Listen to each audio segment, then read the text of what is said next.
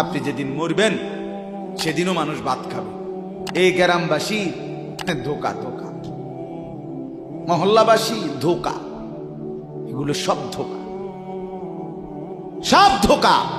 বন্ধুরা ধোকা, স্ত্রী ধোকা, এগুলো সব ধোকা। সব ওই রাত্রে খানা খাবে, আপনারে দাফন করে আসে। আরো বেশি খাইব মানুষের ঘরের থেকে যাইতে আইনা ভাত খাওয়া। আও হারাদিন কাঁদছেন আমনে, শরীর দুর্বল হয়ে যাব খানা না খাইলে। ভাত খা, খানা বন্ধ না।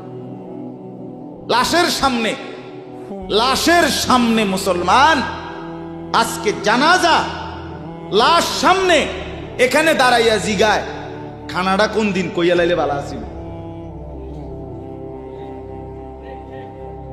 কি আহা আহা, মানুষ